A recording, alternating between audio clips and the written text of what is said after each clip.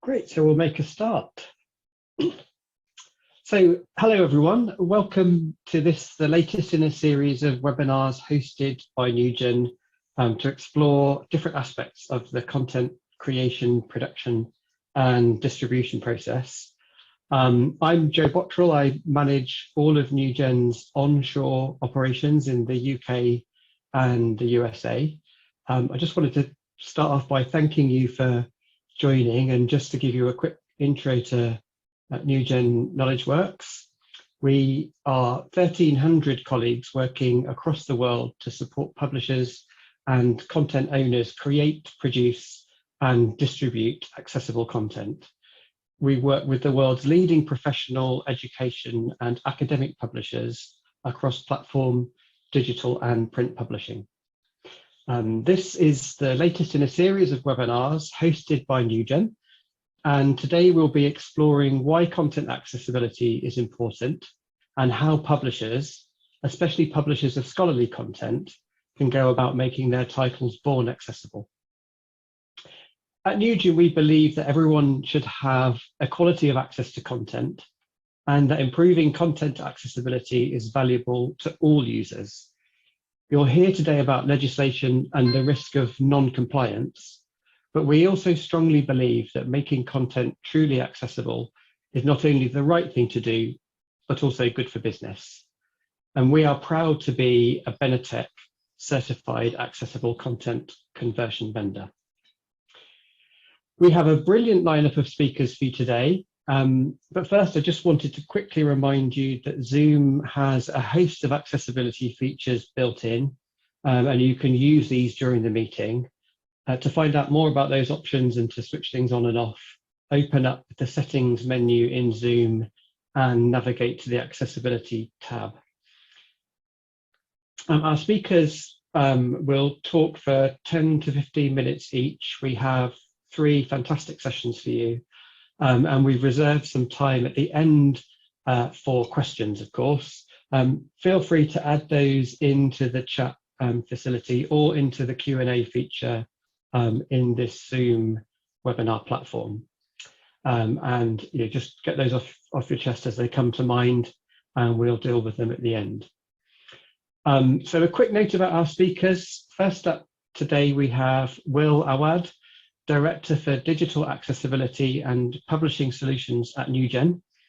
Will is an experienced professional in information technology and publishing services who has worked with leading companies including Thomson Reuters, Oxford University Press and Justice. Will leads the accessibility business at NewGen and helps publishers conform to accessibility guidelines and usability requirements. Next up, we'll have Bill Kasdorf, who is principal at Kasdorf and Associates, a consultancy focusing on editorial and production workflows, standards, best practice alignment, and accessibility. Will is active in the W3C and co-chairs several working groups at the National Information Standards Organization. Bill is past president of the Society for Scholarly Publishing and a member of the Book Industry Study Group, the International Press Telecommunications Council, and the DAISY Consortium for Accessibility. Bill writes and speaks widely on publishing technology, workflow, and accessibility. And then wrapping things up will be Michael Johnson, Director of Content Partnerships at Benetech. Michael has nearly 40 years of experience in technology, publishing, and education, and works directly with publishers, conversion houses, technology platforms, and educational institutions to help them implement processes that produce fully accessible content. Michael has chaired committees at the ISO, the National Information Standards Organization, BSIG, and the MARC Standards Committees. So without further ado, I'm delighted to hand over to Will Awad, who is going to set the scene on accessibility. Thank you, Joe. I hope you all can see my screen, and thank you for the introduction. As Joe said, I work at Newgen as the Director of Digital Accessibility. Basically, I advocate for accessibility. And today's presentation is about digital accessibility. And we also will be discussing the Oscars.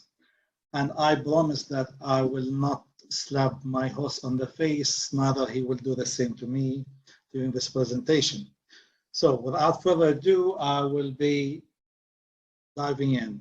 So what is accessibility? So as we all know, knowledge is about empowering people. Academic publishers and publishers in general, they are in the best position to deliver this knowledge in the world through their books, journals, media, files. They have the digital means to promote this development.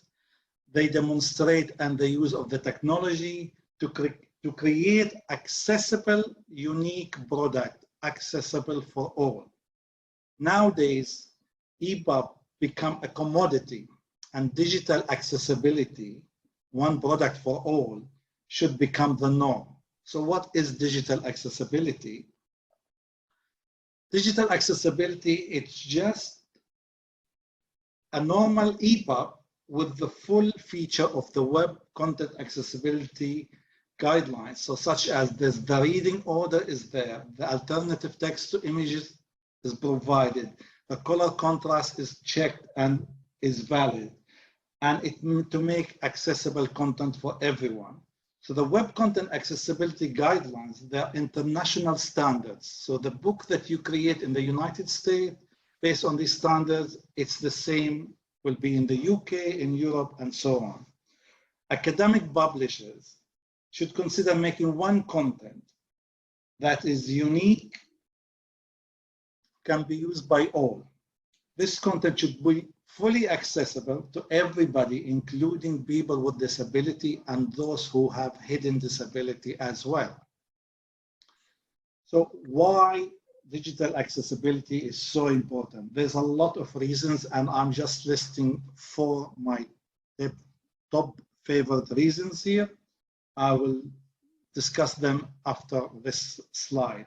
So the first one is digital accessibility is important for creating inclusive society for everyone. There's a legal reason behind digital accessibility. It indicates that everyone should have equal access to information. The other reason is the ethical reason, which is it's a social and moral importance that everyone with disability have the same right as a sighted person. And there's the commercial reason behind it as well. It's good for business. It's a good business opportunity. Publisher content will reach those individuals who left behind the digital revolution, being recognized as the best in class for disability advocates, and be ahead of the competitors. And there is the search engine optimization discoverability, which I will talk about each of those separately in a second. So as you can see from this diagram here, that around the world, accessibility has become a mandate in the United States, in the EU, and in the UK. So as you can see, the United States now mandating that American with Disability Act that applies for public and private sector is already in effect, that every content should be accessible for people with disability. So the Section 508 also that applies for federal agency and department is already in effect and making the same issue that everything should be accessible to those people with disability. In the EU, the European accessibility covered by the European Standard Digital Accessibility and the European Accessibility Act. I made a couple of dates on this slide here, as you can see. From June 2025, any product that's EPUB or service selling the EPUB in the EU should be fully accessible. Otherwise, you are not allowed to sell this product in the EU. We don't know yet how far this legislation and how it's going to be enforced yet, but that is the European Accessibility Act stating that. In the UK, we follow the public sector, public accessibility body accessibility regulation 2018 and the Equality Act. The public sector body apply for the public sector as it states in the title itself, and ensuring that all public sector website is accessible, but nothing has been mentioned about the content. But the Equality Act in the United Kingdom is stating that equal right for everyone. So content should be accessible to everyone equally without discrimination against anyone, and no one should be left behind. So from the second diagram here, you could see I took this screenshot from about how many cases against website in the United States over the last 5 years for inaccessible website. As you can see, the diagram shows that there is an increase in a lawsuit over the last 5 years in the United States for inaccessible website. Content is a key, and not before long we might see the same thing happening for businesses who do not provide accessible content. The second reason for having accessible content is the social and moral reason. It's important that when content gets created, to consider accessibility and consider those who use assistive technology to navigate or access the content. Publishers share information globally through their books, journal, and media files. Part of the business reputation is to ensure that these publications reach everyone, including the world's biggest minority, which they are the people with disability. There are about 10% in people in the world, in developed world, and 15% in the developing world suffer from some kind of disability. It could be visual impairment, dyslexia, or mobility. Digital accessibility is crucial and is vital for creating a totally inclusive world for everyone. It's equal access and no discrimination, one product for all. So the third reason is the business opportunity reason. According to the World Health Organization, there's about 1 billion people in the world have some kind of disability. That's almost 1 in 5, 25% of the world have some kind of disability. In the United States alone, according to the Center of Disease Control and Prevention, the CDC, there's about 61 million people in the United States that have some kind of disability. That's 1 in 4. So just imagine the opportunity there for publisher and for academic publishers to have digital accessible content. It will increase sales, 20% of the untapped market for publishers by making accessible content. The digital accessibility will result in strong brand loyalty for these publishers, which will lead to a positive reputation and will increase the company products and services reach around the world. So it's a huge business opportunity for these academic publishers and publishers in general. And thirdly, the last reason in my view was the search engine optimization. The search discoverability is one big thing for any business. It's very important. Having accessible EPUB with the right metadata will make any publisher to stand out. It gives idea about the type of the book, whether it's visual or textual for accessible content, whether it conforms to the Web Content Accessibility Guideline or it's missing some accessibility guideline. And also it will help Alexa and Google Dot and search engine to find this document easily. And as I stated at the beginning, we will be discussing the Oscars. So the next slide, we will talk about the Oscars. The idea of the Oscar came with somebody I met at the London Book Fair. I'm not sure of how many of you have seen this movie called Coda. Coda is a sign language film, won an Oscar this year. I have seen this film, but to be honest, I don't speak any sign language. I'm not a disabled person. So without switching on the caption, I would not have understood what is the movie about. I would not have understood the story. So the caption was created for not just the people with disability, also the people who don't understand the sign language, they are able. So without the caption, I would not have understood the question, the entire film. So the question to the publisher here is simple. If there was a trophy for publisher with the highest number of accessible titles, whether it's born accessible or the backlist conversion that making these backlists fully accessible, would your organization be nominated for the Oscar for your accessible content? Something for us to find out in the future. Thank you so much for your listening, and now I will hand you to Bill to take over.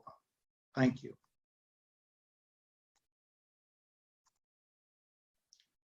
Bill, over to you. Great, thank you, Will. Let's see, get my screen up here.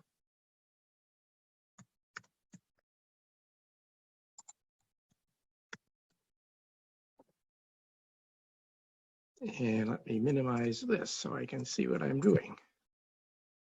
So thanks very much. I'm really going to be emphasizing the point that accessibility really should just be taken for granted these days. It should just become a normal part of how we publish. And both the evolution of standards and the evolution of tools that we use really facilitate this. In the past, there were so many objections, so many excuses why publishers said that they just weren't ready to make their publications accessible. They thought it was too hard. Well, it's not that hard anymore. And they thought it was too expensive. And again, it doesn't have to be if it's well integrated into your workflow or your supplier's workflows. And people don't realize how many people actually need accessible content. This is something that I will leave to Michael because he's got some very good statistics on that and some good examples. And frankly, people were just mystified by it. Most publishers had no clue how to even start making their publications accessible. And oftentimes they don't realize that it could be that the workflows that they're using right now are practically there anyway. And then just the usual, there's no bandwidth, there's no time to do it. And it's really important to realize that it's a collaborative effort. It's not one person's job, it's every person's job to contribute to making publications accessible. It used to be harder. It used to require special file formats like the DAISY format, the NCX format, if anybody on the call remembers that. It required special markup, not the markup that you're using in your normal workflows, but a special version of XML called DTBook XML, a subset of that called NIMAS, SMILE, which was a timed text language, or timed text standard. These were not well known. And so the task of accessibility was really pretty much relegated to specialists, either service bureaus, disability services offices at colleges and universities. It was somebody else's job to make the publications accessible. And frankly, that enabled publishers to really not even think about this because it wasn't their job, or at least they considered it not to be their job. But that's not the case anymore.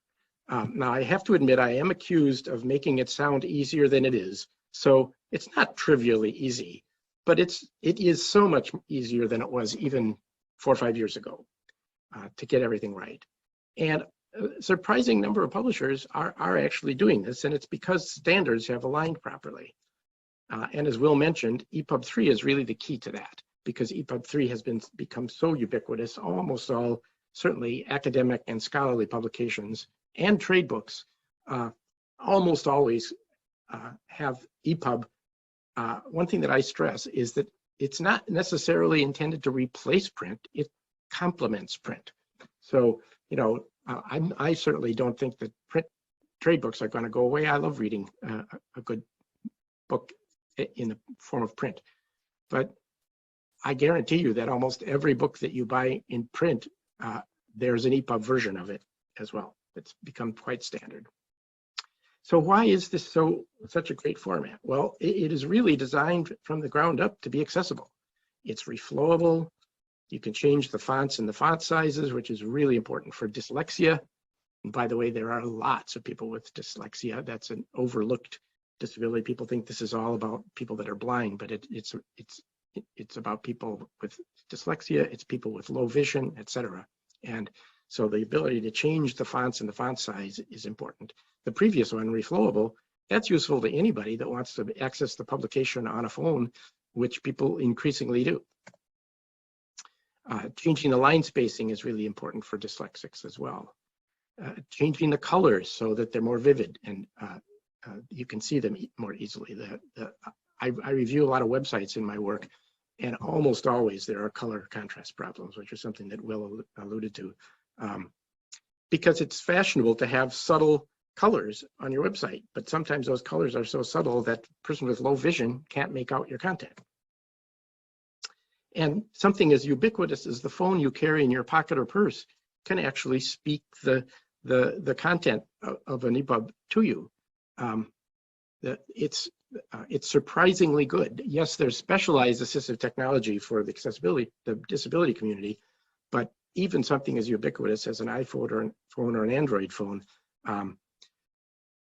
has the ability to do a surprisingly good job of text to speech. And also, in an EPUB, you can actually systematically synchronize a text file and an audio file. Because of the markup and structure in an EPUB, assistive technology is programmed to understand it. So assistive technology is basically natively able to read the content. And finally, it offers great navigation. It's really important to people with the print disability because oftentimes they can't actually tell where they are in content without good navigational features. And as I mentioned, one thing that's really fundamental about EPUB 3 is it's based entirely on W3 standards. And I'm very active in the W3C, so I'm vividly aware of the gazillion standards from the W3C. But we're talking about the big main standards that pretty much everybody uses: HTML, CSS, MathML for math, JavaScript for scripting, schema.org for associating metadata with your content. EPUB is just web technology through and through.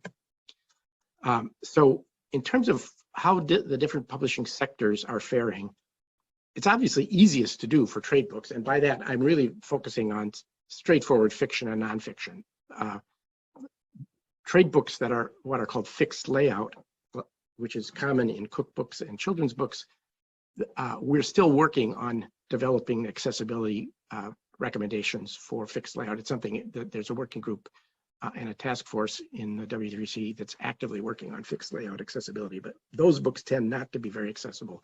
But for typical narrative books, all that's required is proper HTML markup in a clear reading order, proper navigation. So if there's a TOC, ideally it should be a linked TOC, and it should have not just chapters but sections. Have all your headings in the proper hierarchy. When I review websites and EPUBs, I don't see that mistake in EPUBs as much as I used to, but websites almost always have a problem with heading structure. And that's really important because somebody that can't see the content can't tell where they are and what things are subordinate to other things, what things are parallel to other things, etc. And then a really important principle is that your markup is based on structure. CSS is where you govern appearance, and that's why those headings are often wrong, because an H4 is a smaller heading than an H3.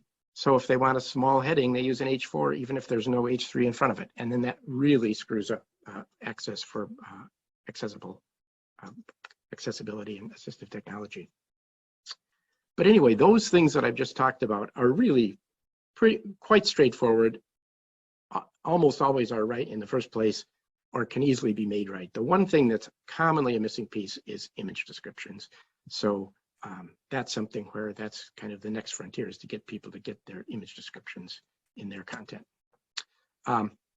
Educational content is actually the most challenged, but at least for higher education, ironically, despite its complexity, they're really the farthest along.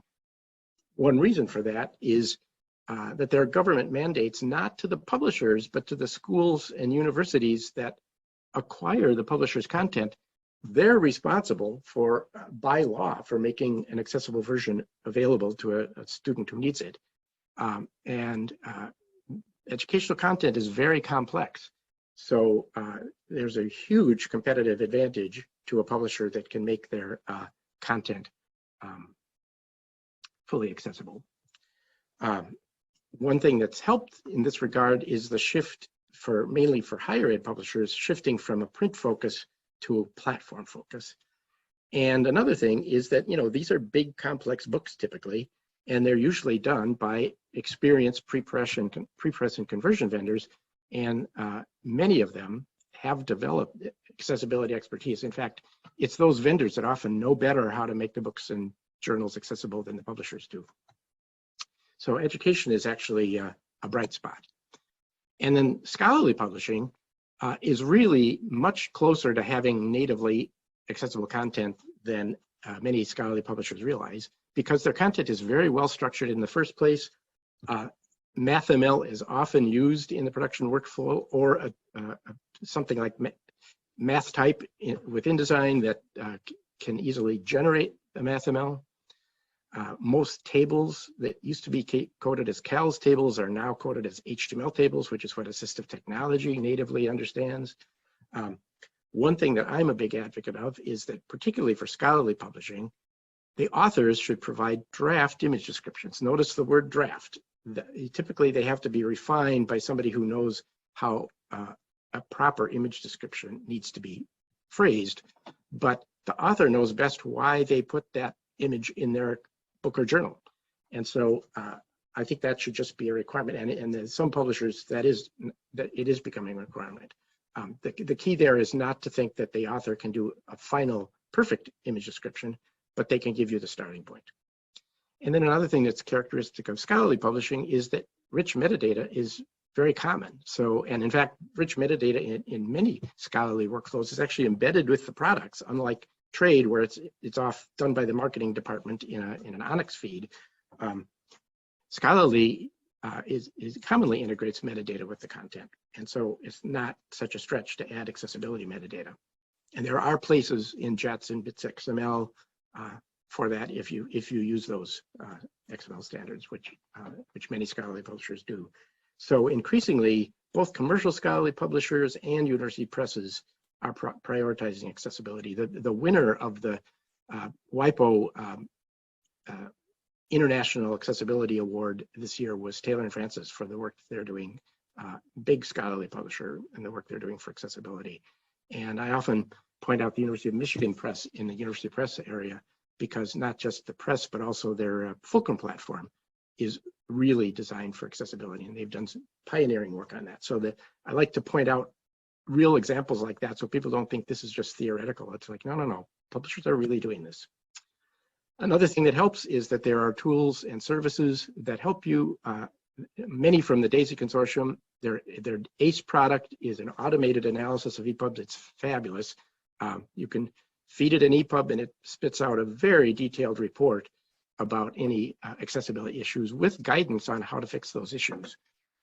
It's complemented by another DAISY program called SMART, which facilitates the human review and reporting of accessibility issues. The reason is that some issues can't be completely, at least at this time, sufficiently identified by an automated program like ACE. The most obvious example is image descriptions. ACE can tell you if the images have alt text, but it can't tell you if the alt text is any good. So a human being has to actually read that alt text and decide this is good. And I can tell you, I do a lot of this kind of reviewing, and I see all kinds of abominations, file names in the alt text, or repeating the caption in the alt text, etc. All kinds of bad practices with alt text right now. Another thing that DAISY has done about maybe a year or two ago is creating a program called Word to EPUB. So that actually enables the author of a Word document, if it's properly styled and structured, to actually automatically create an accessible EPUB. One thing that people often aren't aware of is that the current version of recent versions of Word, but the current version of Word actually has accessibility features, and it has a place to put your image descriptions, and it can tell you if you've got an image in there that's lacking an image description. It can call it to your attention. So even Word documents can be accessible. It can be accessible EPUBs. And then finally, Benetech has created this fantastic program called Global Certified Accessible that Will mentioned and that Michael's going to go into in depth, that certifies a publisher when they have demonstrated that their workflow can produce accessible EPUBs, and the vendors who could do that work properly. So yes, this means that your regular publications could be accessible from the start. It's called Born Accessible, and some trade and educational and scholarly publishers are doing this right now. It's this, basically the idea is that the same publication that everybody gets is the one that's accessible for assistive technology. And I really think this is the future of accessible publishing, so that people with print disabilities should be able to get the same publication at the same cost from the same retailers and aggregators or libraries at the same time as everybody else. So just so I cannot be accused of making it sound too simple or like job done, this is not a mission accomplished moment. Getting your publications accessible is really a lot easier than it used to be, and you can do it. But don't forget that the systems that produce them and the systems that disseminate them and the systems that discover them need to be accessible too. And that's why I emphasized earlier on that it's a group effort.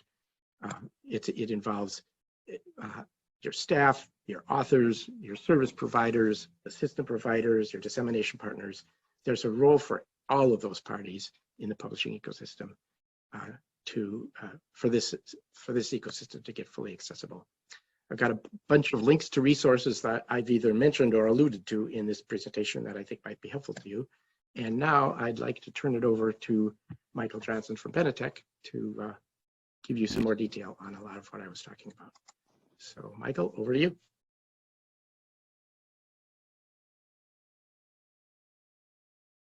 Thanks, Bill. Just trying to get the right buttons pushed here.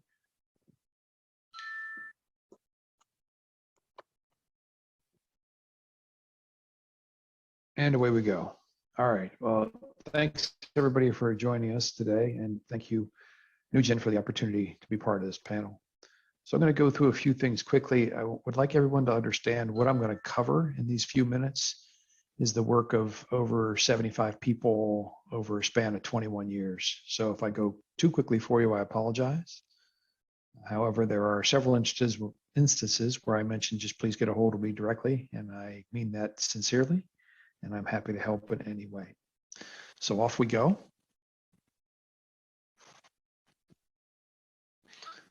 So why accessible, right? So Bill made a few references to some of the content I'm going to give. So let's address this first bullet here: beers, babies, and echoes, right? So these are three examples of accommodations, which is often the language that were made to various people with various disabilities, which end up benefiting everybody.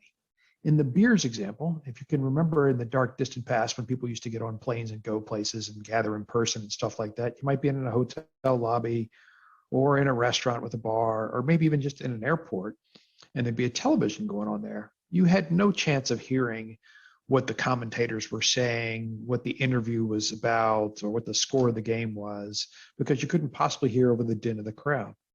So fortunately, there's closed captioning. So you can see closed captioning and you can know what's going on. You can know who's being interviewed and what they're saying. You can know what the weather is or whatever the news report is, the score of the game, the traffic buildup, whatever it is. You can see that because, at least in the United States, it's required if you manufacture and sell televisions that your televisions be closed caption enabled. And if you broadcast it in the United States, it is equally required that you have closed captioning available. So those things were not done for me to sit and have a nice pint while I'm waiting for my meeting to get started or my plane to take off.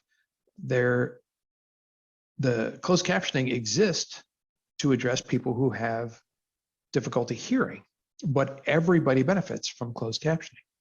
Now, when we talk about babies, we're talking about baby carriages here. Or for a guy, again, back in those dark, distant days when we used to travel, 100 days a year plus for me for 25 years, and rollerboard luggage. So it could be rollerboard luggage, it could be a baby carriage, it could be anything with wheels. But curb cuts in most city sidewalks in most countries in the world, and ramps instead of stairs in elevators or just about any building, really, those things were not done to make my life easier as a traveler. Those things were done to accommodate people who had mobility issues, yet everybody benefits. The Echoes are there because I use Echo as the device, whether it's an Echo or Siri or the Dot or Alexa, any of those voice activated things, same thing. That all came out of technology around people who were not physically able to interact with physical devices. So we needed voice command technology to help with those things. So 3 simple examples, and there are plenty of others, but 3 simple examples around beers, babies, and Echoes, where accommodations were made for people who have certain disabilities or levels of ability, but everyone benefits.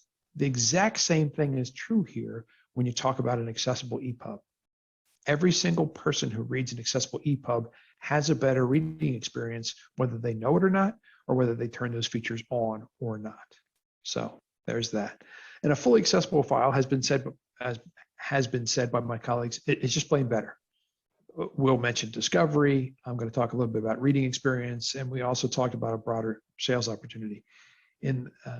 Bill mentioned about it's easy to get lost in a book that isn't accessible, right? If you have a reference on page 57 that says, see the chart on page 58, well, if you don't have proper print page fidelity, when I click on that, it jumps me over to page 58. I'm not exactly sure how I got here, and I have no way to get back. So that's just a simple thing, as well as endnotes, footnotes, indices, table of contents, these kind of things as far as their reading experience goes. So yes, it's essential for people with print disabilities, but it also makes maneuverability and navigation in book much easier for people of all abilities.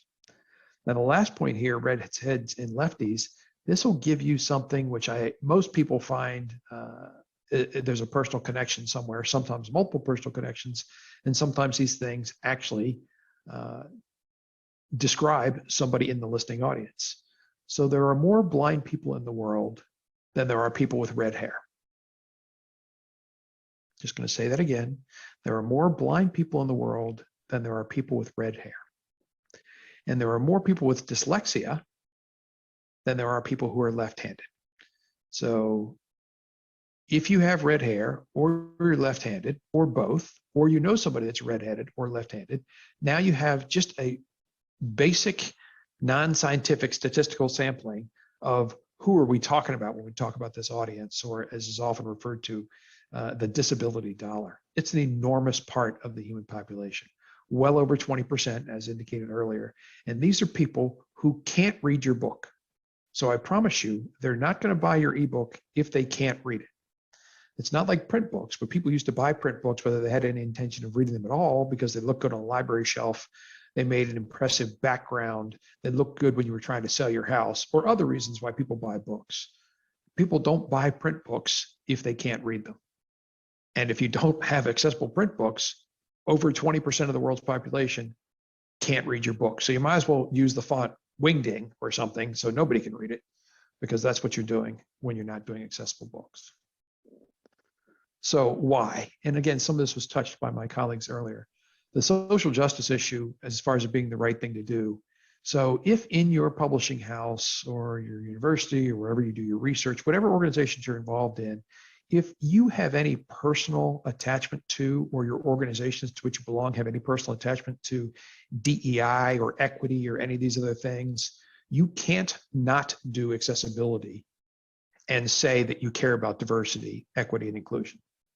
Because blindness strikes people of all skin tones, religious faiths, points of origins, sexual orientations, any group. Blindness, dyslexia, cognitive challenges, motor skill problems, they touch all groups. They don't care if you're rich or poor, if you're from New York or New Delhi or New Guinea. No, nobody cares. The accessibility issues strike across all forms of the population. So if you care at all about social justice, and if your organization professes to care at all about social justice, it is the right thing to do to make your digital content fully accessible. There are also business reasons, and we'll cover that to a great extent, so I'll just skip past that. We talked about policy issues, and my colleagues touched on this briefly, but I just want to let you know there are lots and lots of organizations. These organizations may be publishing firms, they may be banking companies, they could be city and state governments, national governments, whatever, where organizations are going across the whole firm and they're looking at everything they do from an accessibility standpoint. I would like to think, because I work for a mission-driven charity, that it's because of social justice. However, the realist in me realizes that there's a lot of legal power behind the need to do this, and Will showed some great charts on lawsuits being filed. By the way, nobody ever wins an accessibility lawsuit. If you get hit with an accessibility lawsuit, you're going to lose. This is not a legal opinion, but you're going to lose because nobody ever wins, because either your stuff is accessible or it's not. There's no halvesies, no gray area. So people are looking at their web design, their product design, their content, even the forms you fill out for accessibility. And people are looking at manuals and their help screens and chat help and all these various areas. It's all going on about accessibility because it's the right thing to do. It's good business to do it, and there are legal issues. Now, Will mentioned this already, so I'll just skip past the legal issues because Will did a great job covering it already. So I'm going to do a few minutes about Benetech. You've heard a lot of kind words, and I appreciate that from both our hosts and my fellow panelists about Benetech. We are over 20 years in the making. We're a charity. We're focused on using technology for the social good. We are not a blindness organization. I want to be clear about that. So we don't do things like canes. We don't do things like dogs. We don't do worker training, counseling, or any of those other kind of things. We're a technology firm which uses technology for the social good. And our largest platform by far is our global literacy platform, which has two parts, Bookshare and GCA. And I'll come to those in more detail in a few minutes. Our function, basically, if you break it down to what is it we're doing every day, is making ebooks available to people with print disabilities. And when we say available, we mean accessible, because ebooks are already available with print disabilities, but if they're not accessible, they just can't read them. So our sort of unofficial internal mantra is every book to every user every day. And this counts just as much for a child learning to read in Ecuador as it does for somebody who's going for a PhD in economics at Harvard or wherever it is they would be going. So it's every book to every user every day. So here's some quick numbers about Bookshare. They're big numbers.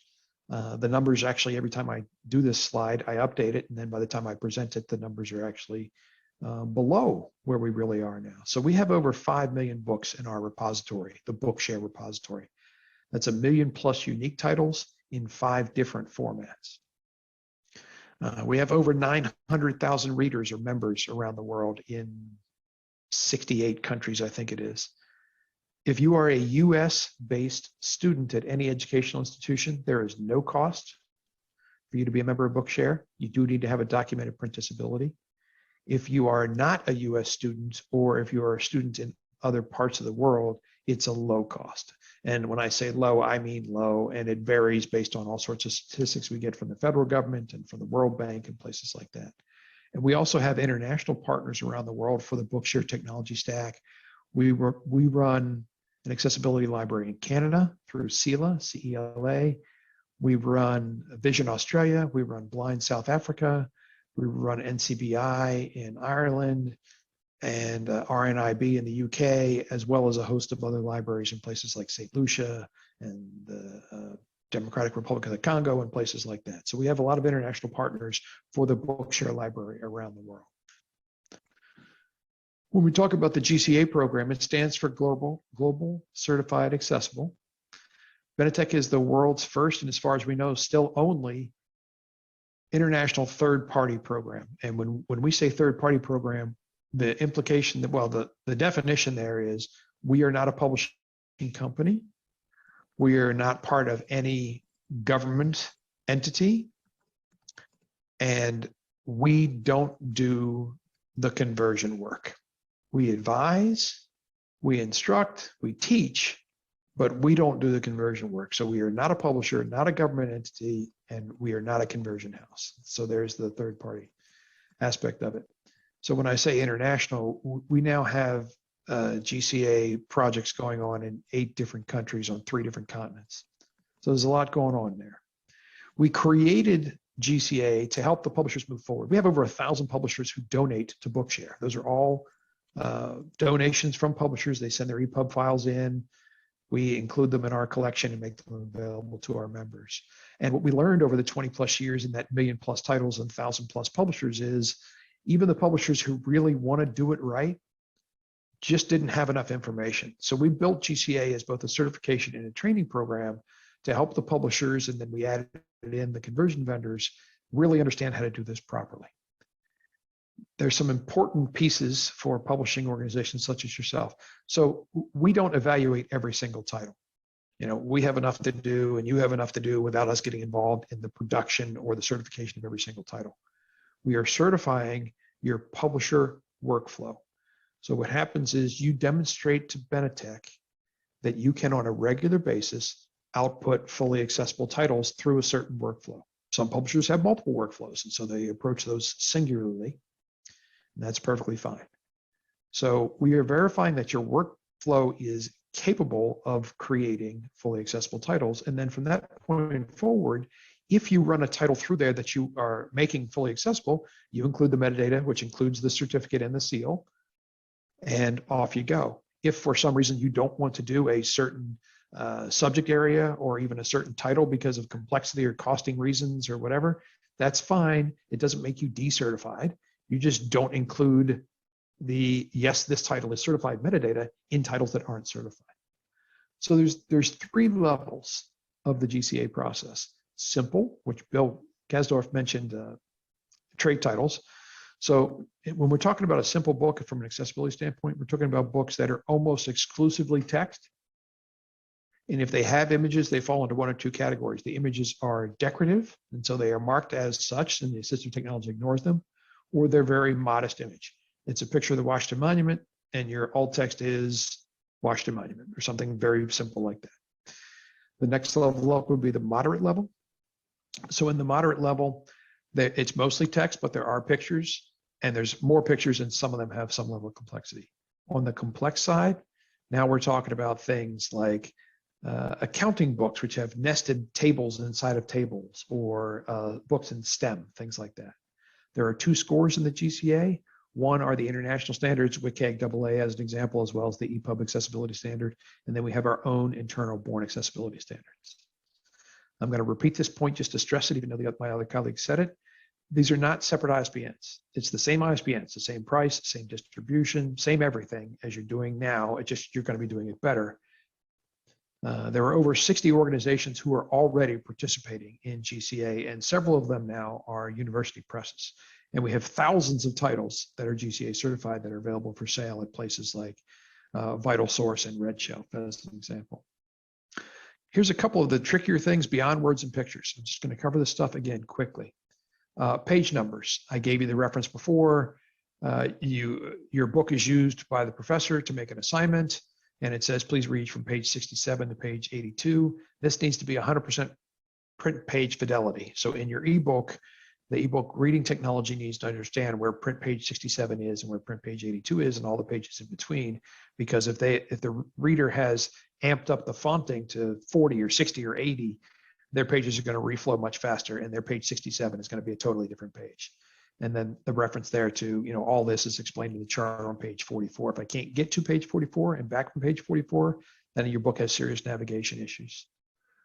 Colors has come up before, so I'm going to go through this quickly, other than just to mention that there are over 12 million Americans who are colorblind and over 300 million people worldwide. So almost the entire United States population, from a statistical comparison standpoint, across the world is colorblind. So these are not small numbers. So what can you do based on these sessions today? So you can review what you've heard, right? Start thinking about Born Accessible like we used to think about Born Digital, right? As you begin to build your book, think about the accessibility features. It should be part of everything you do, just like quality is part of what you do, and peer review is part of what you do, and good grammar is part of what you do. You wouldn't allow your author to send you a book that had chapter 11, and then there were no words in chapter 11, and then just moved on to chapter 12 when there were words in chapter 12. So you shouldn't think that that's okay, because it's not okay. You should think the same way about accessibility, right? There's a link in here to the certified publishers page at bornaccessible.benetech.org. That'll just to give you an idea of who the publishers are. And the important thing to take away from today is take a step. Take any step forward. And you can certainly reach out to me directly, Michael J. at benetech.org, for any questions in my presentation today, or any questions around accessibility or GCA or the European Accessibility Act or the US laws or whatever. Just reach out. All right. So in quick summary, there's a lot going on already.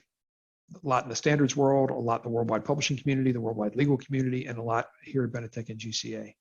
A point to stress is if you separate your accessibility stuff and you do separate versions of your accessibility stuff, which some academic presses will do. If a university says, oh, I have a student who needs this, they'll just go and grab something and create a separate file and send it to that university for that one student. Well, separate but equal is not equal. It's just separate. And you're better than that, and you should build better books. You should build better EPUB. There's a real market opportunity here. And please, perhaps most importantly in my segment of the presentation, is consider Benetech as a resource to help you. That's it for me.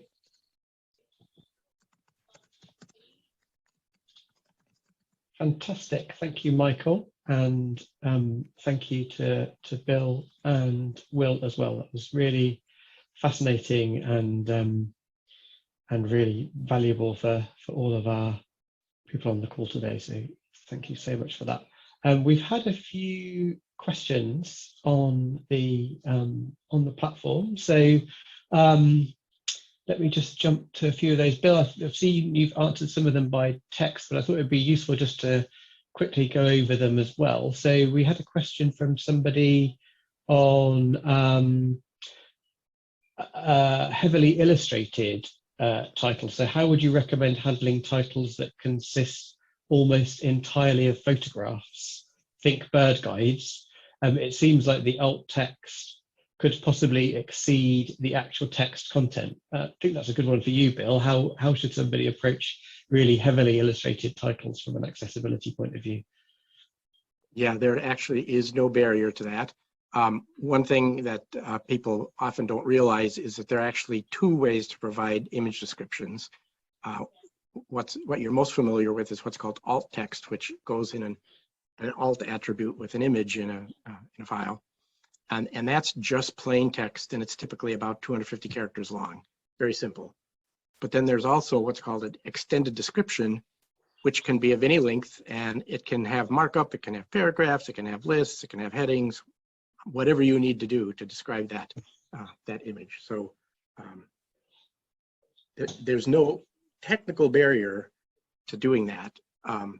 And to anticipate another question that came up, since we're getting short on time here, is that one thing I mentioned is that it's useful to have the authors provide starting image descriptions, but there also are professional services that know how to do those extended descriptions properly. So, so educational publishing, for example, often uses professional image describers because the images in educational content don't just have to describe what the image, what's visually in the image, but they also have to address the pedagogical reasons for why that image is in a textbook.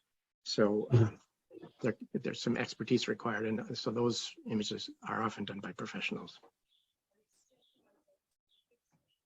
Thanks, Bill. That's great. And another question here, one probably for you, Michael. Simple one about backlist. Do we need to convert our backlist to accessible formats, or is this just about frontlist production? So need being the operative word in the question, I would say, no, you don't need to. Typically, and those of you who remember us going through this same cycle between 1999 and 2002, when the whole world started to add in digital in the first place, I would encourage you to follow the successful path there, which is draw a line in the production sand and say, from this date forward, we're going to be fully accessible. That's your first action, right? Get yourself certified and then begin to produce fresh titles fully accessible. Then look at your evergreen titles and then look at your backlist. So that's the same process we did when everybody went digital. We'll just repeat it with everybody going accessible. New titles first, evergreen titles second, backlist third. Now that's not necessarily a chronological thing. It's more of a question of importance. So you can certainly run projects in all three areas based on how your workflow goes. Could I add a comment to that? Yeah, of course. That's a very practical comment, which is if you want to sell the book in the EU in 2025 or later, then you want to do that. Yeah, you can't sell it if it's not accessible, right? Absolutely, absolutely. And one here about alternative text. I know that's something you've done a lot with, Will, so I'll direct this one to you. Can authors write good alternative text descriptions? So one of our were you directing that at me, to Will? Joe? Yeah. To Will. The operative word there is good. Typically, they won't offer proper image descriptions, but they'll give you a very useful starting point because they know what the purpose of the image is in their book. So it is useful to get that draft image description from the authors, particularly for scholarly content. That's less often done for educational or trade, where the publisher just gets a professional to do the image descriptions. But so they can give you a starting point, but they can't really get it perfected, typically, today, at least that is. Will or Michael, did you want to come in on that one as well? Anything else to add? I would just say, you know, the author is they are the people, the person who wrote the book. They have people who clear the copyright of the image. They are the subject matter expert. So they should be able to give, as Bill said, you know, a draft of the image to the book. So they are the the subject matter expert for this.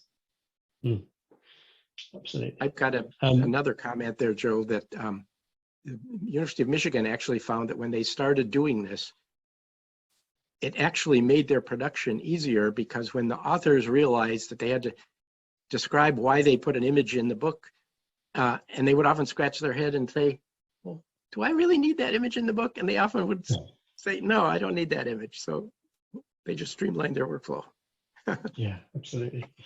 And another one that's just come in quickly on that are copy editors who specialize, who specialize in reviewing author supplied alt text. That's from Eileen Riley.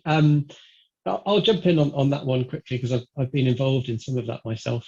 Yes, there are increasingly copy editors and development editors and proofreaders who are getting themselves skilled up with all things accessible. And certainly at NewGen, you know, we're briefing and supporting copy editors in being able to evaluate author supplied alt text or you know, to be honest, alt text that's come from any source. So I don't think you can assume that copy editors have that skill set, but increasingly they do, and organizations like the CIEP in the UK and copy editing organizations around the world are certainly supporting copy editors with that sort of training and support. So there are a few other questions on the platform that have come through, but I'm afraid we're just about up on time today. So I think we'll have to come back on those, and we'll send us a summary with the slides and everything to everyone that's attended today, and we'll send a summary of answers to any questions that you've put in. So I'd just like to thank again Will and Bill and Michael for a fascinating session, and to everyone online that's joined us today. Thank you so much for your time. If you just don't know where to start with any of this, then NewGen is very much here to help you. You can reach out to Will, his details are on the screen, and we'd love to support you. And as I said at the beginning, this is just one of a number of webinars from NewGen, and we'll be back later in the year, June, July, with another session, most likely on backlist conversion for accessibility. So we'll really dig into the detail on that. So thanks again for joining, and yeah, enjoy the rest of your day.